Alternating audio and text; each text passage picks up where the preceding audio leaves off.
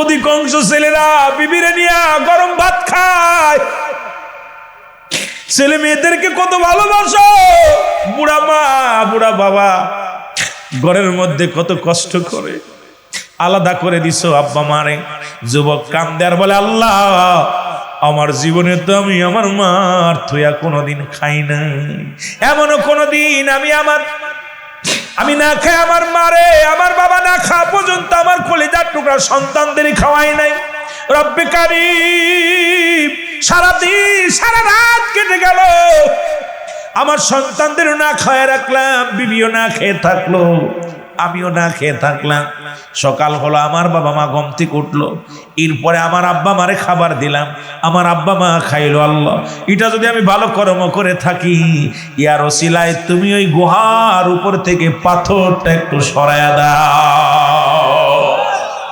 আমার যুবক বাবার একটু আস্তা কানে লাগায়, দেল দিয়া শুনো, আব্বা মা যে কেমন নিয়ামত প্রমাণ করতে যদি চাও, নবীর কদমে আসলেন, নবীজির দুধমা হালিমাতুস সাদিয়া রাসূলের কদমে আসলেন, রাসূলুল্লাহ নিজের চাদর মুবারক বিছায়া দিলেন, নবীজির কানে কানে কি যেন কথা বললেন। এরপরে নবীর উরতের পর হাত দিয়ে আমজ মুসলমান হালিমাতুস সাদি উঠে গেলেন। সাহাবীরা বলে, ইয়া রাসূলুল্লাহ, ইয়া হাবিবাল্লাহ, নবীজি যতক্ষণ পর্যন্ত হালিমাতুস সাদিয়া চোখের আড়াল না হলো, ততক্ষণ পর্যন্ত নবীজি দাঁড়ায়া দাঁড়ায়া চোখের পানি ছেড়ে কাঁদতে লাগলো। আল্লাহর নবীর সাহাবীরা বলে, ইয়া রাসূলুল্লাহ, ইয়া হাবিবাল্লাহ, নবী গো, আপনি কেন কাঁদছেন? আর আপনার চাদর মুবারক, আপনার রুমাল মুবারক ওই জনক মহিলাকে বিছায়া দিলেন, কে গো নবী? আমার নবী বলে, সাহাবীরা রে, উনি আমার দুধমা হালিমাতুস সাদিয়া। সুতরাং এই পৃথিবীর মধ্যে ওই দুধমা আমাকে দুধ পান করাইছে, রাসূলুল্লাহ তার দুধমাকে কত সম্মান করেছে, আর আমার ভাইরা মাকে মেরে ঘর থেকে বাইর করে দেয়, আমার যুবকেরা বাবাকে ঘর থেকে বাইর করে দেয়, আমার যুবকেরা মা বাবারে খানা দেয় না, মা বাবারে কষ্ট দেয়। তুমি যদি বাইতুল মুকাররমের ইমাম হও, মক্কা শরীফের ইমাম হও, খোদার কসম, খোদার কসম, আল্লাহর কসম করে বলি, মা বাবা যতক্ষণ পর্যন্ত তোমার উপরে রাজি থাকবে না, খুশি থাকবে না, তোমার সমস্ত আমলগুলো বরবাদ হয়ে যাবে। জোরে জোরে চিল্লায়া বলা যাবে না আল্লাহু আকবার। দ্বিতীয় বন্ধ দোয়া করে, আল্লাহ ও আমার আল্লাহ, জীবনে ভালো কর্ম করি নাই, তবে একটা দিন একটা ভালো কর্ম করেছিলাম, ইয়ার ওসিলায় তুমি আমারে নাজাত দাও। দ্বিতীয় বন্ধু ডাক দে বলে, ও রব্বে কারীম,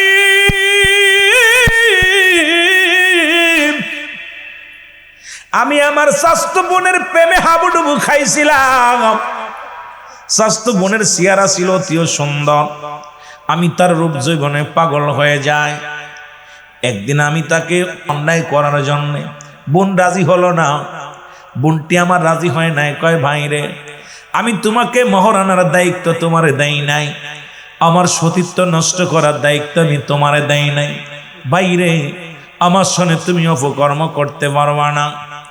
ডাক রাজি হলে না, অনেক দিন হয়ে গেল, হঠাৎ দুর্ভিক্ষ দেখা দিল, অভাব আনাটন আসলো। এমন সময় ওই বোনটা আমার কাছে আসলো সাহায্যের জন্য। আমি বললাম, তোমাকে সাহায্য দিতে পারি, আমার সঙ্গে অন্যায় করা লাগবে, তোমার সঙ্গে আমার জিনা করা লাগবে। বোনটা রাজি হয়ে গেল, কারণ অর্থের জন্য ক্ষুধার্ত অবস্থায় খোদায় রাজি হয়ে গেল। আমি অর্থ দিয়া বোনটাকে রাজি করে ফেললাম। যখনই আমি অন্যায় কাজে লিপ্ত হওয়ার জন্য, যখনই দুজন একাকার হয়ে গেছি, বোনটা আমাকে ডাক দে বলে, ভাই রে, আমি তোমাকে মহারানার দায়িত্ব, মহারানা তুমি দাবি করে শোনে, এটা তোমারে পালন করার দায়িত্ব আমি দিই নাই, সুতরাং তুমি আমার সঙ্গে আমার ইজ্জত নষ্ট করো না, রব্বে কারীমকে ভয় করো, আল্লাহ রব্বুল আলামিনকে ভয় করো। সঙ্গে সঙ্গে আমি লাফ মেরে আমার বোনের গায়ের উপর থেকে লাফ মেরে নেমে পড়লাম। খোদার কসম করে বলি, ও রব্বে কারীম, সেদিন আমি এত সুযোগ পাবার, তোমার ভয়, তোমার জাহান্নামের ভয়, রব্বে কারীম, তোমার ভয়ে আমি আমি সেদিন অন্যায় করি নাই। আল্লাহ এটা যদি আমি ভালো কর্ম করে থাকি রে আল্লাহ, তাহলে তুমি এই পাথরটা আমার গোয়ার মুখ থেকে একটু সরাইয়া দাও। যখন চোখের পানি ছেড়ে কাঁদতে লাগলেন আল্লাহ, সঙ্গে সঙ্গে আমার আল্লাহ যুবকের দোয়া কবুল করেছে, পাথরটা আর একটু সরে গেছে। মুসলমান কিন্তু ভিতর থেকে বাইর হওয়ার মতো সুযোগ এখনো হয় নাই। তৃতীয় বন্ধু দোয়া করে, রব্বে কারীম, ও রব্বে কারীম, তুই বন্ধুর দোয়া কবুল করছো গো। এখন আমি তোমার কাছে হাত উঠা দিলাম। আমার জীবনে একটু স্মরণীয় ঘটনা আল্লাহ। আল্লাহ আমি ব্যবসায়ী ছিলাম, আমি দুনিয়ার মধ্যে ব্যবসায়িক ছাগল কিসের ব্যবসা, গমের ব্যবসা বা চাউলের ব্যবসা করতাম। সব শ্রমিকদের বেতন দেয়া শুরু করলাম। একজন শ্রমিক আমার কাছে এসে বেতন চাইলো, সে আমার পরে রাগ করে বেতন বেশি চাইলো, আমি দিলাম না, না দিয়ে তাকে তাড়িয়ে দিলাম। সেও না নিয়ে চলে গেল। এবার চলে যাওয়ার পর আমার ভিতরে একটা অনুশোচনা হলো। সারাদিন শ্রম দিল, পারিশ্রমিক না নিয়ে সে চলে গেল। ওনার ওই টাকা দিয়ে আমি বকরি কিনলাম, ছাগল কিনলাম, ব্যবসা শুরু করে দিলাম। 2 বছর পরে ওই শ্রমিক আবার এসে আমার কাছে দাবি করলো, এসে বলে, এই মহাজন, আমার টাকা দেন, আমার সেই পারিশ্রমিক দেন। তখন আমি বললাম, আল্লাহ আমি বলতেছিলাম ওই যে বকরির পাল নিয়ে যাও, ওই যে কি গরুর ছাগলের পাল নিয়ে যাও। তখন ওই লোকটা মিসকি হেসে বলছে, আমার সাথে আর কি মারেন, আমি আইছি পারিশ্রমিক নেওয়ার জন্য, কারণ 2 বছর আগে পারিশ্রমিক আপনার কাছে পাবো, সেইটা দিয়ে দেন। কয় বাবারে, এইটা সেই পারিশ্রমিক, তোমার সেই টাকা দিয়ে আমি গরু ছাগল কিনেছিলাম, মেষ কিনেছিলাম, এটা তোমার জিনিস, তুমি নিয়ে যাও। তখন বকরির পাল, মশির পাল সবগুলো নিয়ে গেল। আল্লাহ আমি একটাও রাখি নাই, সব তারে দিয়ে দিছিলাম। জোরে জোরে চিল্লা বলা যাবে না মারহাবা। তৃতীয় বন্ধু বলে, রব্বে কারীম, ওই সমস্ত সম্পদ আমি টাকা রাখি নাই, সবগুলো তারে দান করে দিলাম। সে তাত্তা নিয়ে গেল। আল্লাহ এটা যদি ভালো কর্ম করে থাকি আল্লাহ, তাহলে তুমি গুহার মুখ থেকে ওই পাথরটা সরাইয়া দাও। সঙ্গে সঙ্গে রব্বে কারীম পাথরটা সরাইয়া দিছে। 3 বন্ধু ওখান থেকে বাইরে হয়ে গেছে। জোরে বলেন মারহাবা। আমার বন্ধুগণ, আমার দুনিয়ার মধ্যে এমন একটা সময় আসবে, কিয়ামতের ময়দান, যেদিন মানুষগুলো দাঁড়ায় যাবে, কাতার বন্দী হয়ে দাঁড়ায় যাবে। মানুষগুলো কানবে, সালিম সালিম সালিম, আমাকে নিরাপত্তা দাও, আমাকে শান্তি দাও, আমাকে আসান দাও। সেই মুসিবতের দিনে এমন হতে পারে 1 বস্তা মুসলমান পিস, 1 মণ ধান, 1000 টাকা সেদিন আসবে। আল্লাহ ওই মাহফিলের ময়দানে বসে তোমার পাগলেরা, আল্লাহ জীবনে কিছু করি নাই, আল্লাহ জীবনে যা করেছিল আল্লাহ ওই জাহান্নামের অগ্নিকাণ্ড থেকে বাঁচার জন্য আল্লাহ মুখ মাহফিলে মসজিদের জন্য 50,000 টাকা দান করেছিলাম, 1 লাখ টাকা দান করেছিলাম।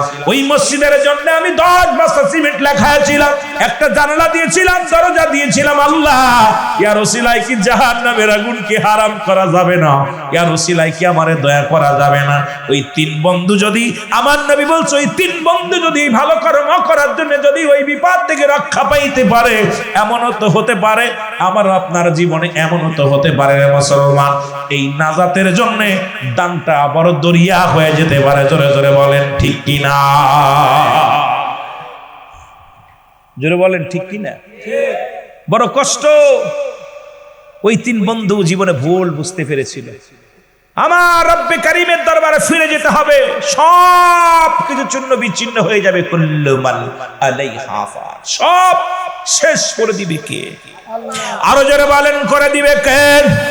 আল্লাহ বলে, বান্দারে এই জমিনটা, জমিনের মধ্যে যা কিছু আছে গো, সব কিছু আমি চূর্ণ বিচ্ছিন্ন করে দিব। এই জমিনের মধ্যে যত পানি আছে, 3 ভাগ পানি 1 ভাগ মাটি, মাটিগুলো পুরো আমি তামা বানায়া দিব। এই জমিনের ভিতরে যত পানি আছে, পানিগুলো পুরে ছাই বানায়া দিব। যেদিন কিচ্ছু বলতে কিচ্ছু থাকবে না, সেদিন থাকবে আমার আল্লাহ। আল্লাহ বলে, বান্দারে সেদিন আমি থাকবো আমার রাসূলুল্লাহর ভালোবাসা নিয়ে। জোরে জোরে চিল্লায়া বলা যাবে না মারহাবা। আর একটু জোরে জোরে চিল্লায় বল আল্লাহু আকবার। দীর্ঘ 13টা বছর কাটাইলেন, কালেমার দাওয়াত দেওয়া শুরু করলেন।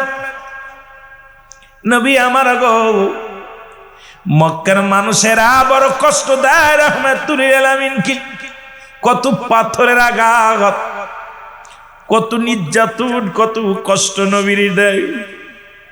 রহমতের নবী রে চোখের পানি ফেলে কান্দে, কারণ আল্লাহ বলেন হাবিব এই দুনিয়ার মধ্যে আপনারে পাঠাইলাম উম্মতের কান্ডারি করে। নবী কয় হায়াতি খায়রুল লাকুম, আমার হায়াতের জিন্দেগিটা আমার উম্মতের জন্য কল্যাণ স্বরূপ গো। আমার নবী কয় উম্মতিরা রে, এই দুনিয়ার মধ্যে আমি নবী আগমন করলাম, আমার উম্মতের সঙ্গে চলাফেরা করলাম, উম্মতের সঙ্গে কথাবার্তা বলেছি। আমার উম্মতিরা আমাকে পায়া বড় ধন্য। জোরে জোরে চিল্লায় বলা যাবে না মারহাবা।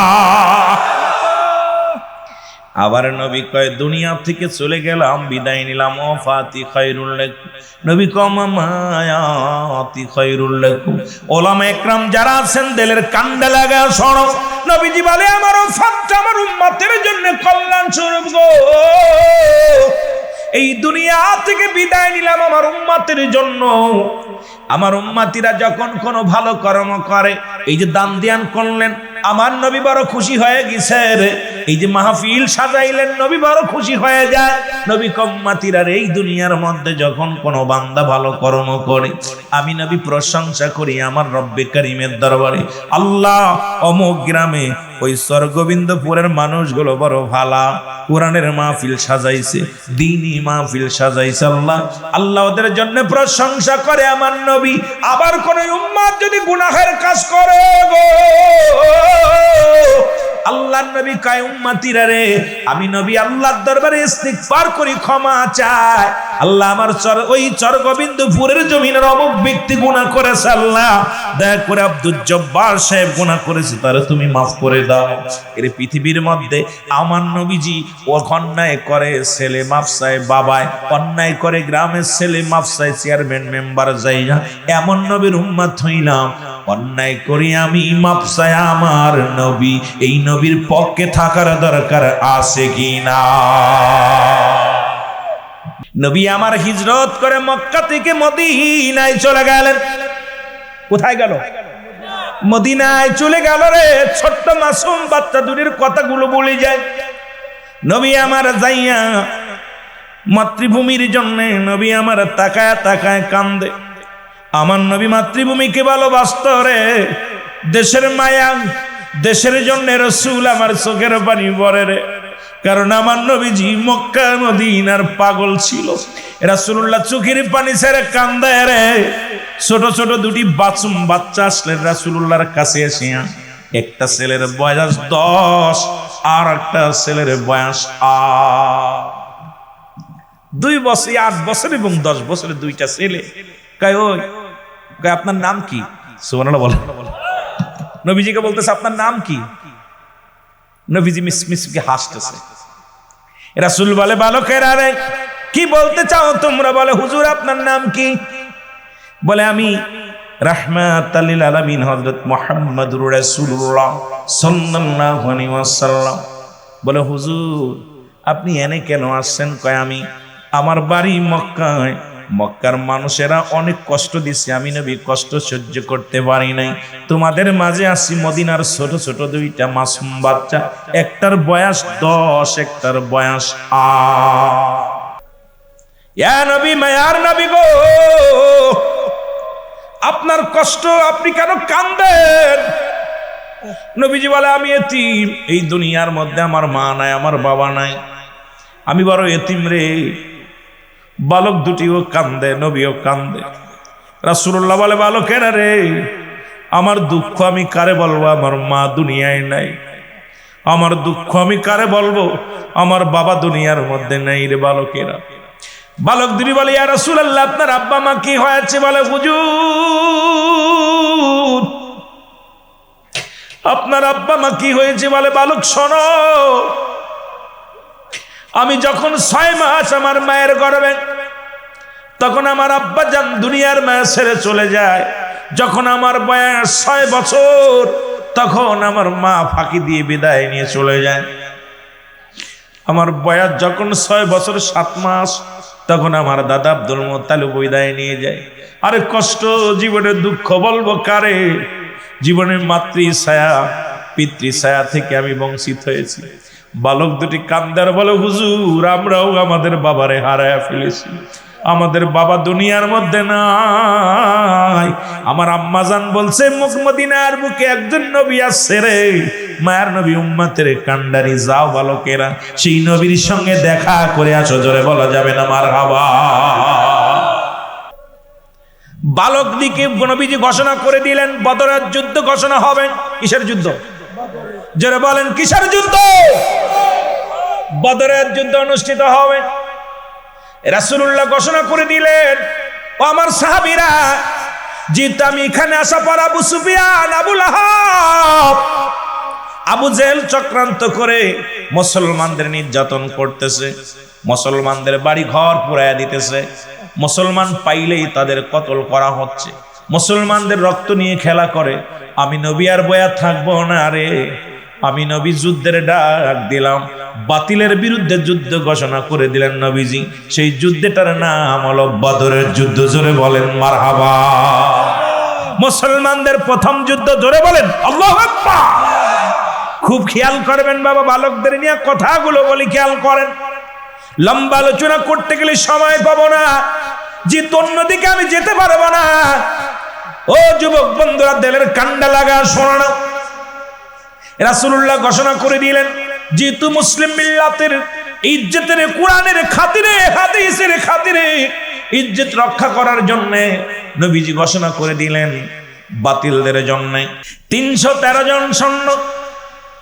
রহমতের নবী ঘোষণা দেওয়ার পর বালক দুটি দৌড়ে বাড়ি গেছে। বাড়িতে মাকে বলে, মা, আরে এত মধুর চেহারা নবীজির, এত মায়া চেহারা দেখে আসছি গো মা। মা শুধু কান্দে রে, মা চোখের পানিগুলো জর্জর করে কান ফেলে আর কান্দে। 10 বছরের ছেলেটা ডাকতে বলে, মা তুমি কেন কান্দো? 8 বছরের শিশু ডাকতে বলে, মা তুমি কেন কান্দো? বলে, বাজান রে, কেন কাঁদছি তোরে কেমনে বোঝাইব?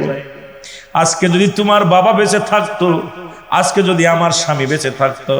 রাসূলুল্লাহ যুদ্ধে ডাক দিছে রে, আমার নবী বদরের যুদ্ধে ডাক দিছে। আজকে আমার স্বামী যুদ্ধের ময়দানে যে শাহাদাতের পেয়ালা পান করত, আর আমি কিয়ামতের ময়দানে আমি শহীদের বিবি বলে আল্লাহর দরবারে হাজিরা দিতাম। বড় কষ্ট, আজকে আমার স্বামী দুনিয়ার মধ্যে নাই। আজকে যদি তোমার বাবা বেঁচে থাকতো। রহমতের নবী যুদ্ধের ডাক দিছে, সেনাপতি নিবে। আমার স্বামী আজকে যুদ্ধের ময়দানে যাইতো, তোমার আব্বাজান শাহাদাতের পেয়ালা পান করত, আর আমি কিয়ামতের ময়দানে আল্লাহর দরবারে দাঁড়ায় বলতাম, আল্লাহ আমি একজন শহীদের স্ত্রী, আল্লাহ আমি একজন শহীদের স্ত্রী। আল্লাহর দরবারে আমি জবাব দেব কেমনে করে বাবা? আজকে তোমরাও ছোট ছোট মানুষ, তোমাদের তো পাঠাতে পারছি না। আমার স্বামীও নাই, আর রাসূলুল্লাহ মেয়েদের নেবে না, আমিও যেতে পারছি না।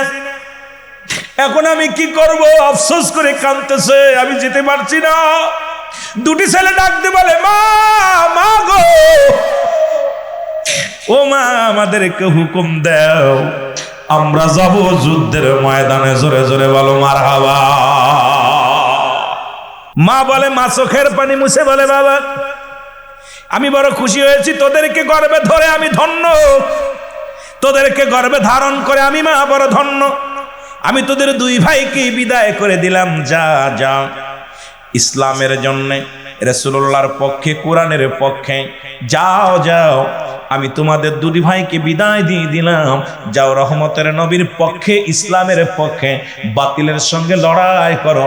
বাবা গো বাবা, আমি চাই তোমরাও শাহাদাতের পেয়ালা পান করো, কারণ আমি কিয়ামতের ময়দানে শহীদের মা বলে চিৎকার মারবো। জোরে বলেন মারহাবা। মা 2 ভাইকে দোয়া করে দিলেন, বাবা তোদের বিদায় করে দিলাম, যা। আজকে আমি বড় ধন্য হয়েছি, স্বামী বেঁচে নাই, স্বামী মারা গেছে, তবে আমার ঔরজাত সন্তান, আমার কলিজার 2টি সন্তান কোরআনের জন্য, রাসূলুল্লাহর পক্ষে লড়াইয়ের জন্য যুদ্ধের ময়দানের জন্য বাবা তোমাদের আমি বিদায় করে দিলাম, যাও। দুটি ভাই রওনা হয়ে গেলেন।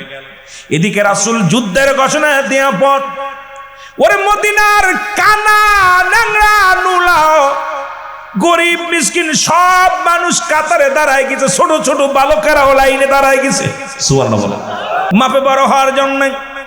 বলে বাবা তুমি তোমার পায়ের নিচে পাথর দিছো, উঁচু টিলার উপরে দাঁড়াইছো। বলে হুজুর আমি যুদ্ধের ময়দানে যাব। হুজুর বলেন বাবা তুমি ছোট মানুষ। বলে হুজুর আমি ছোট না, কারণ আমি মাপের জন্য, আপনি মাপে নিতেছেন, মাপের জন্য ঠিক হই। যদি এই জন্য আমি টিলার উপরে দাঁড়াইছি আমার মাপ দেন। নবীজি কয় রে তোমার মার কাছ থেকে, তোমার আব্বার কাছ থেকে অনুমতি নিয়ে আসো। বলে হুজুর আমার মা বাবা, আমার আব্বা দুনিয়া থেকে আগেই বিদায় হয়ে গেছে, আমার মা থেকে আমি বিদায় আনছি ইয়া রাসূলুল্লাহ ইয়া হাবিবাল্লাহ। আমার মা আমাকে হুকুম দিছে আমি যুদ্ধের ময়দানে যাব। জোরে জোরে বলেন মারহাবা। যুদ্ধ শুরু হবে এমন সময় জিবরিল আমিন জমিনের মধ্যে আগমন করেছে। বলে হুজুর হুজুর। বলে কিসের জন্য আসছো? বলে হুজুর রব্বে কারীম এই যুদ্ধে আমাদের অংশগ্রহণ করার জন্য হুকুম দিছে। ইয়া রাসূলুল্লাহ ইয়া হাবিবাল্লাহ, সাহাবীদের অন্তরে কোনো ভয় নাই, আপনার সাহাবীদের অন্তরে কোনো ভয় নাই। আমি সৈন্য নিয়ে আইছি 1-2 হাজার নয় নবী গো, 8,000 সৈন্য অলরেডি রাসূলুল্লাহ আল্লাহ পাঠিয়ে দিয়েছে। 3,000 সৈন্য নিয়ে আপনার কাছে হাজির হয়েছি, আর 5,000 পাশে দাঁড়ায় আছে নবী গো, যদি লাগে তাদেরকেও আনবো। জোরে বলেন মারহাবা। রাসূলুল্লাহর সাহাবী 14 জন শাহাদাতের পেয়ালা পান করলো, আর কাফের বেঈমানেরা 70 জন নিহত হলো, 70 জন বন্দী হলো। আমার ভাইরে, আমার বন্ধুরে, আমার আবু জাহেলের লোক, এর মধ্যে 70 জন বন্দী হলো, 70 জন নিহত হলো। ওই বালক দুটি দৌড়ায় দৌড়ায় যায় খোঁজে আবু জাহেল কে রে, তোমরা কি বলতে পারো আবু জাহেলের খবর জানো? একজন সাহাবী বলে ও বালক, ওই যে আবু জাহেল দেখো ওই ঘোড়ার উপরে দাঁড়িয়ে আছে তরবারি নিয়ে। দুটি ভাই দুটি তরবারি নিয়ে হাতের মধ্যে চলে গেছে, যায় হাঁটুর নিচেই পড়ে আছে, কারণ ঘোড়ার হাঁটুর নিচেই পড়ে আছে ছোট্ট মানুষ। বড় ভাই ছোট ভাই চিন্তা করে মারবো কেমনে, না গলতো পাইনি, কারণ ওই পর্যন্ত ছোঁয়া পায় না। ছোট ভাই ডাক দেখায় বড় ভাই রে, ভাই ঘোড়ার পা কেটে দাও, পা কেটে দিলে ঘোড়া পড়ে যাবে, এই ফাঁকে তারে জবাই করে দিব। কত বুদ্ধি, কত আল্লাহ রব্বুল আলামিনের রাসূলের প্রতি কত মায়া। সঙ্গে সঙ্গে ঘোড়ার পায়ের মধ্যে কোপ মেরে দিছে। মারহাবা বলেন না। ঘোড়ার পায়ের মধ্যে যখন কোপ মেরে দিছে, ঘোড়া জমিনের মধ্যে পড়ে গেছে, আবু জাহেল নিচে হয়ে গেছে। সঙ্গে সঙ্গে আবু জাহেলের কাল্লার মধ্যে এক কোপ লাগা দিছে। সব মুসলমান শুনে নাও, আবু জাহেলকে চিরবিদায় করে দেওয়ার পর আবু জাহেলের ছেলে মুসলমান আকরামা, উনি দূর থেকে দেখছে দুটি বালক আমার বাবাকে নিহত করছে, দৌড়ে এসে হাতের মধ্যে কোপ লাগায় দিছে। বালকটা 8 বছরের শিশু, এই হাতের মধ্যে কোপটা লাগায় দেওয়ার পর হাতটা ঝোলা শুরু করেছে, হাতখানা পায়ের নিচেই দিয়া ইয়া রাসূলুল্লাহ বলে চিৎকার মেরে বলে আল্লাহ, হাতটা যদি বিরক্ত করতে যেত, আমার হাত নাই, এই হাত দিয়ে আমি যুদ্ধের ময়দানে বিজয় অর্জন করতে পারবো না। সঙ্গে সঙ্গে হাতটা টান দিয়ে ছিঁড়ে, মুসলমান শুনে নাও, দুনিয়ার বুক থেকে বালক দুটি শাহাদাতের পেয়ালা পান করেছে। আল্লাহু আকবার বলো। এই জন্য আমি আপনাদেরকে বলে যাই, এই ছোট সন্তান দুটি প্রমাণ করে দিলেন জীবনের চাইতে ইসলাম বড়তর, ইসলামটা অত্যন্ত উত্তম। জীবন চলে গেলে জান্নাত পাবো, যদি ঈমান চলে যায় জাহান্নামে চলে যাব। কারণ রাসূলের পক্ষে স্লোগান দিয়েছে, কোরআনের পক্ষে স্লোগান দিয়েছে, আর ঈমান যাদের নাই এই দুনিয়ার মধ্যে এরা হলো কপাল পোড়া মানুষগুলো। আমার ভাইয়েরা, বুখারী শরীফের একটা কথা আমার মনে পড়ে গেল, 3 বন্ধুর কথা বলবো মুসলমান শুনে নাও। বুখারী শরীফের 2333 নম্বর হাদিস খানা, এ মুসলমান শোনো, আব্দুল্লাহ ইবনে উমর রাদিয়াল্লাহু তাআলা হতে বর্ণিত, রাসূল আকরাম সাল্লাল্লাহু আলাইহি ওয়াসাল্লাম বয়ান করেছেন বুখারীর হাদিস খানা। 3 বন্ধু, গো মুসলমান শুনে নাও, কথাগুলো বলতে গেলে অনেক কথা এসে যায়, কথাগুলো আলোচনা করতে গেলে অনেক আলোচনা চলে আসে। 3 বন্ধুর মধ্যে 3 বন্ধু মুসলমান বনি ইসরায়েলের 3 বন্ধু যাইতেছে রাস্তা দিয়া ঘুরতে ঘুরতে ঘুরতে যাইতেছে। 3 বন্ধু হঠাৎ করে জমিনের মধ্যে বৃষ্টি বর্ষণ হয়, আকাশ থেকে বৃষ্টি ঝরে। 3 বন্ধু দৌড়ায়া চলে গেলেন একটা গুহার মধ্যে। জোরে জোরে বলেন মারহাবা। বৃষ্টির মধ্যে দৌড়ায় একটা গুহার মধ্যে প্রবেশ করলেন।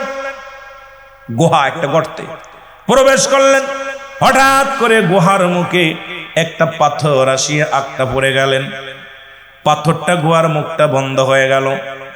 3 বন্ধু ভয় পেয়ে গেল, এই বুঝি জীবনের শেষ রাত, এই বুঝি জীবনের শেষ দিন, আর সম্ভব হবে না, আর এখান থেকে ফিরে যেতে পারবো না, এখানে আমাদের জীবন কাটাতে হবে, এখানেই আমাদের মরা দেহ পড়ে থাকবে, এখানে আমাদের জীবন শেষ। 3 বন্ধু চোখের পানিগুলো ছেড়ে ছেড়ে কাঁদতে লাগলো, দম বন্ধ হয়ে আসতেছিল। 3 বন্ধু কান্দার বলে রব্বি কারীম, এখানে কেউ আমাদের সাহায্যের হাত বাড়াবে না, কারণ এই গুহার মধ্যে কোনো ব্যক্তি আমরা আছি কেউ জানবেও না, কোনোদিন আমাদের কেউ সাহায্যের জন্য হাত বাড়াবে না, আর আমরাও বেশিক্ষণ আর থাকবো না, কারণ অক্সিজেন যাচ্ছেন এর মধ্যে, বাঁচা সম্ভব হবে না, কারণ মারা যাব, নিশ্চিত মারা যাব। 3 বন্ধু এক জায়গায় বয়া বয়া চিন্তা করে, আল্লাহ এখন উপায় হবে কি, এখন আমাদের উপায় হবে কি? জোরে জোরে চিল্লায় বলা যাবে না মারহাবা। পৃথিবীর বুক থেকে যদি কোনো মুক্তি যদি বলে আদম নবী জালিম, তার ঈমান চলে যাবে। অথচ আদম আলাইহিস সালাম নিজেই বলছে, আল্লাহ আমি জালিমদের অন্তর্ভুক্ত হয়ে গেছি, আমারে তুমি ক্ষমা করে দাও। বলেন রব্বানা জালামনা আনফুসানা ওয়া ইল্লাম তাগফির লানা ওয়া তারহামনা লানাকুনান্না মিনাল খাসিরিন।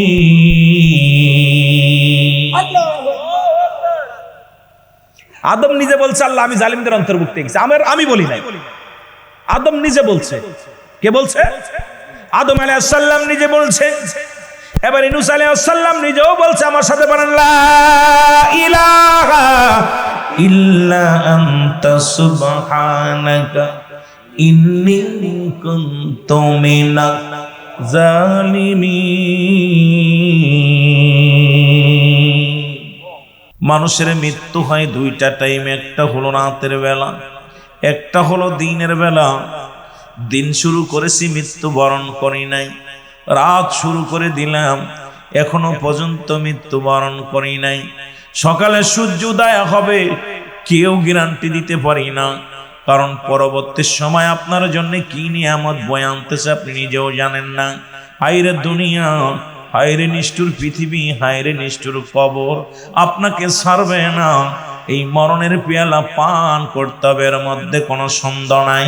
জোরে জোরে চিল্লায় বলা যাবে না, ঠিক কিনা? এত অহংকার কেন, এত কেন তাকাব্বুরি, এত কেন দাম? মানুষ শোনো, পৃথিবীর মধ্যে প্রথম কাপড় পরেছো, পৃথিবীর মধ্যে কাপড় পরেছ অন্যের হাতে, বিদায়ের সময় কাপড় পরতে হবে অন্যের হাতে। পৃথিবীর প্রথম কাপড় পরেছ অন্য মানুষের হাতে, পৃথিবীর শেষ বিদায়ের সময় কাপড় পরতে হবে অন্য মানুষের হাতে। তোমার কিসের এত অহংকার, কিসের এত দাম, কিসের এত মস্তানি? ও বন্ধু, এই দুনিয়ার মধ্যে এত তাকাব্বুরি করো কেন? কেন এত অহংকার করো? সব কিছু চূর্ণ বিচ্ছিন্ন করে দিবে আমার আল্লাহ, সেই রব্বে কারিমের কাছে ফিরে যেতে হবে। এই চিন্তা যদি কোনো মানুষের ভিতরে থাকে, এই মানুষটা দুনিয়ায় অন্যায় করতে পারে না, জুলুম করতে পারে না, ব্যভিচার করতে পারে না, কারণ এই দুনিয়ার মানুষগুলো বড় নিষ্ঠুর। কেন এই পৃথিবীটা ভয়ঙ্কর নিষ্ঠুর? যদি একবার চিন্তা করো, এই দুনিয়ার মানুষগুলো পাপ কাজ করতে পারবে না, অন্যায় জগৎ ছেড়ে দিয়ে রব্বে কারিমের পাগল হয়ে যাবে। জোরে জোরে চিল্লায়া বলা যাবে না আল্লাহু আকবার। সুতরাং যদিও মাহফিল কমিটি আমাকে কোনো কিছু বলে নাই, যদিও বলে নাই, মসজিদের দিক তাকায়া আমার কেন যেন মন চায় অল্পটা আপনাদের বিরক্ত করবো, সময় পেলে আলোচনা করব। আরো আপনাদের যুবকদের বলছি 5টা বিষয় নিয়ে আমি আপনাদেরকে বলে যাব। যদি সুযোগ হয় আর অবিবাহিত যুবক যারা আছে সামনে চলে আসবে, আস্তে আস্তে আস্তে আস্তে আগে আসবো, তোমাদের একটু আলোচনা করবো। উঠাউঠি করবেন না, কেউ উঠাউঠি করবেন। এই মাহফিলটা আগামী বছর চান কে একটু হাত তোলেন, চান? মারহাবা বলেন। আস্তে না জোরে কইবেন?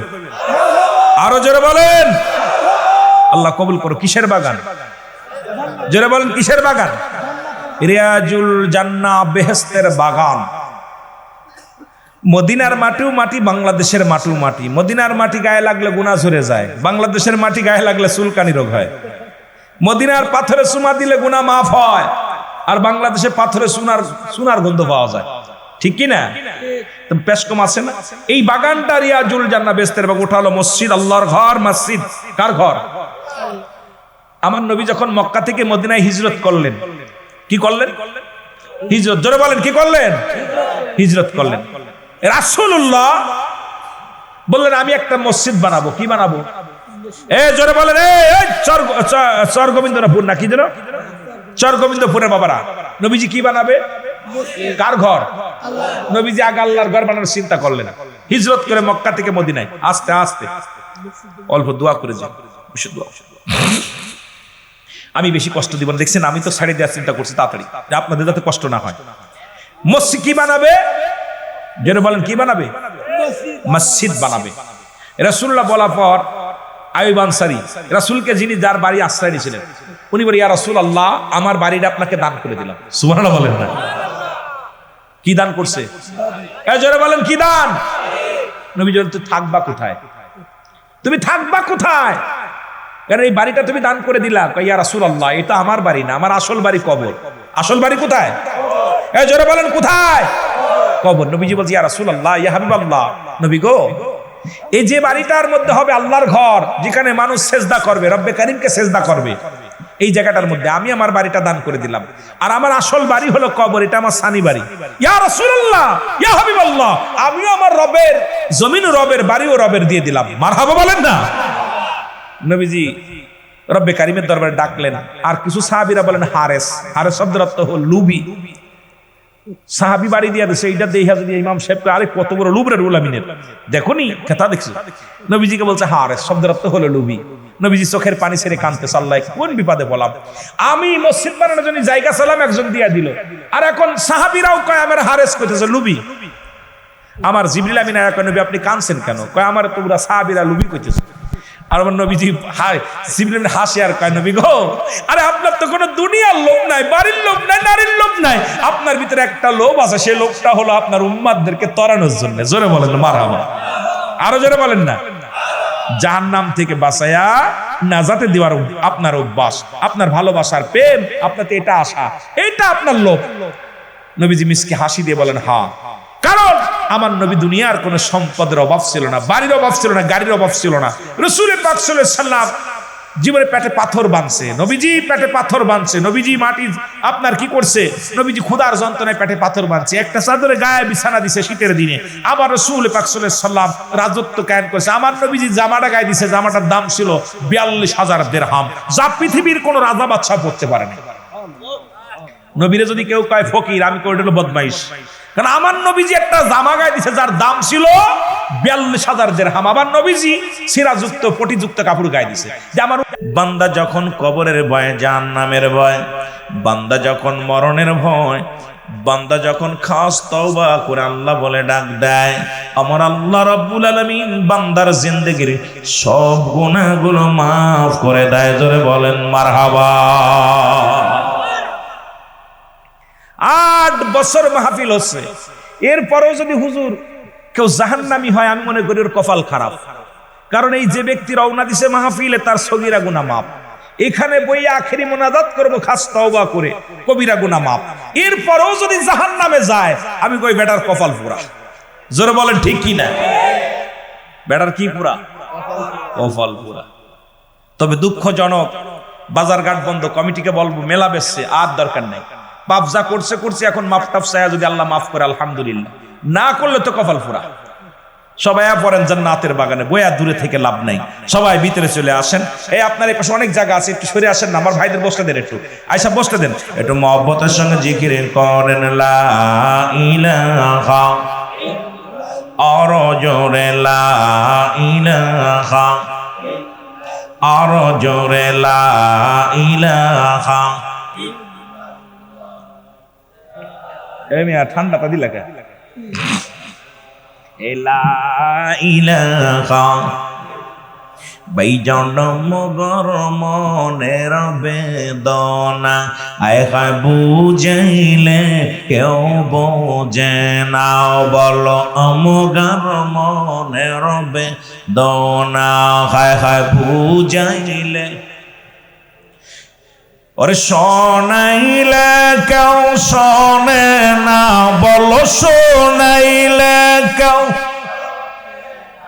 অবসনেন শাহে মদিনা লা ইলাহা জবান খুলে লা ইলাহা এর লা ইলাহা এ দুনিয়ার মুসলমান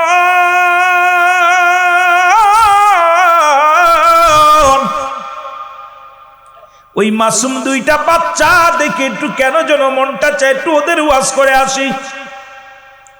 মারা বলেন না, দুইটা পিসির দিকে আজকে ওয়াজটা কেন যেন সই লাগেছে। উঠে দাঁড়া না বাবা, একটু উঠে দাঁড়া, তোদেরকে ওয়াজ করবো রে। তোরা দুই ভাই, তোর বয়স কত? 10। আর তোর বয়স 8। মারহাবা বলেন না, বয় তোদের ওয়াজ করবো। মারহাবা বলেন আরো জোরে। তারপরে যুবকদের করব, তারপরে বাস্তবতা নিয়ে, তারপরে একদম দলিল দিয়া, তারপর যতগুলো লাগে, কথা বুঝলেন? তারপরে মহিলাদের যদি কিছু লাগে কুরামিন, এটাও দেওয়ার দরকার। যেন বলেন ঠিক কি না? আমার এমনি অভ্যাস হলো মানুষের চেহারা দেখে ওয়াজ করা। পিসি দুইটারে দেখা মনে পড়ে গেল একটা ওয়াজ করবো নি, ওয়াজ করবো রে। পিসি মানুষ, আহা কত সুন্দর বই আছে, একটা ওই একটা, আহা দেখছেন নি আবডালি পড়ে গেছে ছোট ছোট। মারহাবা বলেন না, ওই বাচ্চাটা কোলে আছে, আহা ছোট মানুষগুলো। মারহাবা বলেন না। আর এই বুড়ো খাতুন বেটাদের নাম দিছি আমি আকাশ মেয়ে, আর মহিলাদের নাম দিছি বাতাস খাতুন। কি খাতুন? মহিলারা বাতাস খাতে এসে মার্কেটে, আর আকাশ মেয়ে আর দৌড়ে উড়ে বেড়াচ্ছে, কথা বুঝছেন নি? এই দুই বদমাইশ, এই বদমাইশ গুলো। আর যুবক বয়স হবে জান্নাতি, 18 বছর যুবক, 16 বছরের যুবতী। আমার মতো কালা মানুষ আর বুড়ো মানুষ জান্নাতে যাবে না। কি তা কন? কথা কন। ওই যুবক গুলো জান্নাতে যাবে। এই জন্য আমার বাবারা, নবীজি কথা বলতো, আর আমার রাসূল যে বাইয়িনাত, উত্তম ব্যবহার, উত্তম আখলাক, উত্তম চরিত্র যার ভিতরে দিছিল, আমার রাসূলুল্লাহকে, আমার নবীজি ছোট্ট ছোট্ট বালকেরা নবীর ভালোবাসতেন। মুরব্বীরা আমার এই জন্য আপনার ক্যারেক্টার কেমন এটা জানতে লাগলে আপনার বউ ভালো জানে। বিবিরে জিগাইবেন যে ভাই ওই ভাবি আপনার ভাই কেমন, আরে ধর ওর মতো বিয়াদব আছে নাকি? কারণ আপনাকে যাচাই করতে লাগলে, আপনার ক্যারেক্টার যাচাই করতে লাগলে বড় সার্টিফিকেট আপনার বোর কাছে পাওয়া যাবে, ঠিক কি না? ও যে বড় বড় বুজুর্গ ফানা ওয়াজ করে বাড়ি আয় নামাজ পড়ে না, খালি ঘুমায় আর বকাবকি করে, কাজাকাজি করে, সুদের কারবার করে, ঘুষের কারবার করে, নামাজ পড়ে ঠিকই অন্যায় করে। কারণ আপনাকে সার্টিফিকেট দেন রাসূল পাক সাল্লাল্লাহু আলাইহি সাল্লাম, আমার বাবারা আমার রাসূল পাক সাল্লাল্লাহু আলাইহি সাল্লাম যে কেমন চরিত্রবান ছিলেন তার প্রমাণ হলো তার বিবিগণ। সুবহানাল্লাহ বলেন না। আবার আপনার চরিত্র কেমন এটা ভালো জানে আপনার পার্সোনাল কাম, যে ব্যক্তি পার্সোনাল রাখাল বা আপনার কাজকর্ম করে, যেরকম আমার ড্রাইভার, ওর গোপনে জিগাইবেন সিদ্দিকী সাহেব কেমন? ও কবে আরে ভাই ওয়াজ করে ঠিকই, কিন্তু বেটা নামাজ পড়ে না, বেটা তো বদমাইশ, বেটা তো খালি মহিলাদের লগে আড্ডা মারে, কথা বুঝলি? ওরে জিগাইলে পাওয়া যায়। এবং ছোট মাসুম বাচ্চারা বলতে পারে। এই যে রাসূল পাক সাল্লাল্লাহু আলাইহি সাল্লামের চরিত্র যাচাই করার জন্য হযরত আনাস বলে, আমি আমার রাসূলের দরবারে দীর্ঘ 10টা বছর খেদমত করেছি, খোদার কসম আমার নবীজি কোনোদিন আমাকে শব্দ করার সুযোগ দেয় নাই। কত অন্যায় করেছি, জুতা চাইলে স্যান্ডেল দিতাম, বিছনা বানাইতে করলে উঠাই ফেলতাম। আমার রাসূলকে অনেক কষ্ট, আমার নবীজি কোনোদিন ধমক দিয়ে কথা বলে নাই। আর আমরা বাড়ির চাকরে পিটাই, বেতন দিয়া চাকরি বা চাকর বাকরের সঙ্গে দুর্ব্যবহার করি, কাজের মানুষের সঙ্গে দুর্ব্যবহার করি। আয় রে হায়, আমার নবীজি 10টা বছর গোলাম ছিলেন। আহা, হযরত আনাস বলে, খোদার কসম আমার নবীজি কোনোদিন আমাকে ধমক দিয়ে কথা বলে নাই। সুবহানাল্লাহ বলেন না। ভুল হয়েছে, অনেক ভুল হয়েছে, কিন্তু নবীজি কোনোদিন ধমক দিয়ে কথা। আর আমরা বক্তা মানুষ ধমক দিই, যদি তাল বেলেম যদি একটু কাজ কত বুঝিনি, কত বক্তা আর আইরে ধমক, অহংকার। অহংকার দেখলে চিন্তা করি এরা রাসূলের আদর্শ নিয়ে কেমনি আইলো। আমার ভাইরা, আমার বন্ধুরা, আমার বালক দুটি ডাকতে বলে, ইয়া রাসূলুল্লাহ, ইয়া হাবিবাল্লাহ। রাসূলুল্লাহ সিলেকশন করলেন, যাও তোমাকে দিলাম। আবেগ দেখে 10 বছরের পোলা সাকসেস। রাসূলুল্লাহ মাপতে মাপতে চলে গেলেন, যা দেখো ছোটটা 8 বছরের ডাক। নবীজি বলে, তুমি এখানে লাইনে দাঁড়াইছো কেন? কয় হুজুর যুদ্ধে যাব। সুবহানাল্লাহ বলেন না? কয় বছর? 8 বছরের ডাক। কয় হুজুর যুদ্ধে যাব। নবী কয়, তুই ছোট মানুষ, তুমি লাইনে দাঁড়াইছো কেন? কয় হুজুর ওই যে ভাইয়ের দেখছো, ওইটা আমার ভাই, ওইটা আমার, ওইটার বয়স কত? কয় 10 বছর। 10 বছর ওটা নিলেন, আমি 2 বছরের ছোট আমার নিবেন না, ওইটা তোমার ভাই, ওরা নিছেন কেন? সুবহানাল্লাহ। 8 বছরের টাকা। হুজুর ওইটা তোমার ভাই। কয় বাবা তুমি ছোট মানুষ, তুমি যাও পরে যেও। বলে, না হুজুর আমি যাব যুদ্ধের ময়দানে। ওর বয়স 10 বছর হতে পারে, ওর চাইতে শক্তি আমার কম নয়। হুজুর আপনার কাছে একটা দাবি, যেহেতু আপনি শক্তির পরীক্ষা হবে যুদ্ধের ময়দানে, অস্ত্র চালানো লাগবে, যেহেতু যুদ্ধের ময়দানে পাথর চালা লাগবে। ইয়া রাসূলুল্লাহ শক্তি দেখে নিতেছেন, আমি আমার ভাইয়ের সঙ্গে কুস্তি ধরব, যদি কুস্তি ধরে যদি বিজয় লাভ করতে পারি তাহলে কি আপনি নিবেন? সুবহানাল্লাহ বলেন। নবীজিকে বলতে, ইয়া রাসূলুল্লাহ আমি তো 8 বছরের বালক, আমি ছোট মানুষ, আমার নিতে চাচ্ছেন না, আমার ভাইয়ের সঙ্গে কুস্তি ধরব, যদি ভাই যদি পরাজয় হয় আমার কি নিবেন? তবু আমার নিতে হবে। সুবহানাল্লাহ বলেন না? আমার শক্তি বেশি। রাসূলুল্লাহ একটা মিসকে হাসি দিয়ে কয়, যাও ঠিক আছে, তাহলে কুস্তি ধরো, দেখি কে জেতে। তুমি যদি হেরে যাও তোমাকে নেওয়া যাবে না। রাসূল কুস্তি ধরায় দিছে 2 ভাইরে। এখন বড় ভাইয়ের সামনে, ভাই তুই তো আমার 2 বছর বড়, তুই যদি আমার দৌড়িস আমি কি পারবো? আমি তো হেরে যাবো ভাই, বাইরে আমি যুদ্ধে যাব। ভাই তুই যাচ্ছিস আমার রাসূলুল্লাহর কাছে, আমিও যুদ্ধে যাব। ভাই আমার না নিয়ে যাস না, তুই আমার রাস্তা ধরবি, আমি তোর 2টা ছেলে ফেলাই দিব। সুবহানাল্লাহ বলেন। বড় ভাইরে কইতেছে, ভাই 2 ভাই তো একসাথে বিদায় নিয়ে আইছি মাল লগে, মা তো বিদায় দিছে 2 ভাইরে, তোমার এক হাত দেয় না, আমারও দিছে বিদায়। এখন তোমার গায়ে গোস্ত বেশি, 2 বছর বড়, গায়ে গোস্ত বেশি, শক্তি বেশি, তোমার লগে পারবো না, তোমার অনুরোধ করি তুমি আসতে ধরবা। ভাই কয়, চোখি চোখি চোখ নিয়ে কথা কইতেছে, মানুষ দেখতেছে। নবীজি দেয় 2 ভাইয়ের ভিতরে আলাপ হচ্ছে চোখি চোখি। ভাই তো আসতে ধরছে, আর বড় ভাইরে টান দে ফেলে দিয়ে বুকির পার বয়া কয়, ইয়া রাসূলুল্লাহ, ইয়া হাবিবাল্লাহ, এবার কি দেখছেন আমার শক্তি? যারা বলেন না মারহাবা। নবীজি কয়, তুই সিলেক্ট। সুবহানাল্লাহ বলেন না? বড় ভাই নিচেই পড়ে গেছে, বড় ভাই ছোট ভাই উপরে। হুজুর কয়, তুই সিলেক্ট, যা 2 ভাইরে নিয়া যুদ্ধের ময়দানে। 2 ভাই হাসি খুশিতে নিয়া, হাসি খুশি 2 ভাই যুক্তি করে, আমরা খালি আবু জেহেলরে মারবো, নবীরে কষ্ট দিছে, অন্য কারোর মারবো না। কারে মারবো? এই জন্য বলেন কারে মারবো? ওই বদমাইশটা এই মানুষটারে কেমনে মারছে রে? আরে যা চেহারার দিকে তাকাইলে যার গায়ের উপরে মশা মাছি পড়ে না, এই মানুষটারে কষ্ট দিছে। আমার নবীজি বললেন, তোমরা সেহরি খেয়ে নাও। অনেক মানুষ সেহরি খাতি পান নাই, ক্ষুধার্ত অবস্থায় সাহাবীরা, 313 জন সাহাবী বদরের যুদ্ধে। এ মুসলমান শোনো, 17 রমজান, 17 রমজান অনেক বড় কাহিনী, এটা বলতে গেলে 5-7 ঘন্টা লাগবে। আমি তো ছোট্ট একটু খালি পোলাপান দেখা কথাগুলো শুরু করলাম। এই বদর প্রান্তের ইতিহাস, নবীর কষ্টের কথা বলতে গেলে আমার নিজের ভিতরে আমি সহ্য করতে পারি না, ধরে রাখতে পারি না নিজেরে। কারণ রাসূলুল্লাহর কষ্টের কথা শুনলে, সাহাবীদের কষ্টের কথা শুনলে, রাসূলুল্লাহ সৈন্য ঘেরে 313 জন সৈন্য, তার অধিকাংশ না খেয়ে রয়েছে রোজা। রাসূলুল্লাহ বলছেন, তোমরা কে কে খাইছো? সেহরি পাই নাই অনেকে, অনেকে খুরমা খাইছে, একটু পানি খেয়ে রোজা রয়েছে। রোজা অবস্থায় নবীজি পাঠিয়ে দিলেন, যাও বিজয়ের জন্য তৈয়ার হও, তৈয়ার হয়ে যাও। 313 জন সাহাবী। কয়জন? 313 জন সাহাবী। অস্ত্র কয়টা? 2টা। আর ঘোড়া কয়টা? 8টা ঘোড়া নিয়ে চলতেছে। সাহাবীরা সব ভয়ে আতঙ্ক। সাহাবীরা দেখছে হাজার হাজার সৈন্য, আবু জেহেলের সৈন্য সব ঘোড়া নিয়ে দুমলুবিকে আক্রমণ করার জন্য আসতেছে। রাসূলুল্লাহ বলে, তোমরা ভয় পেও না, আমি আছি, আমি আছি তোমাদের সঙ্গে। আমার বাবারা গভীর মনোযোগ।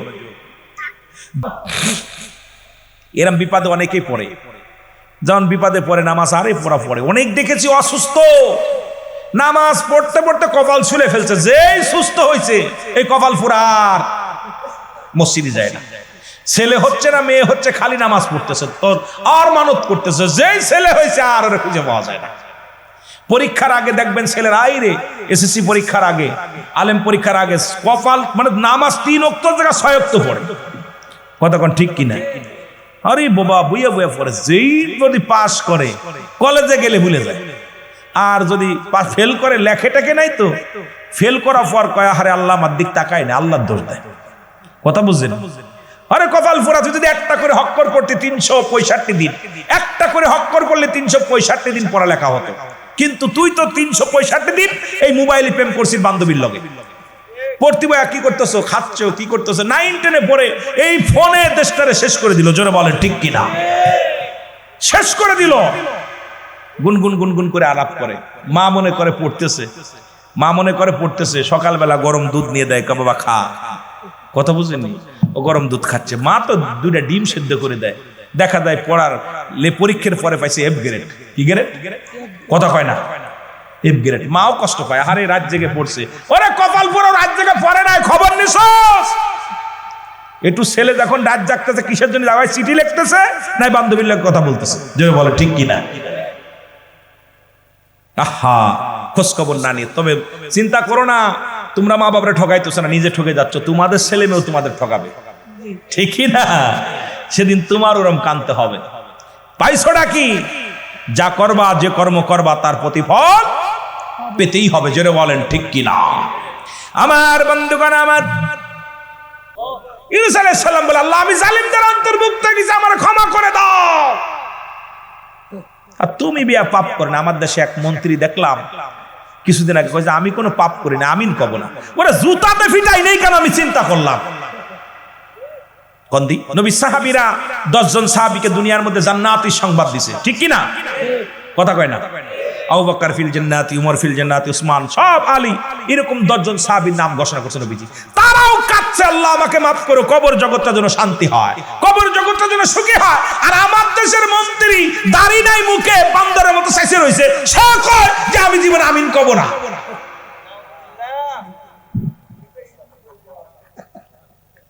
কষ্ট পায় নাই? কষ্ট পান না?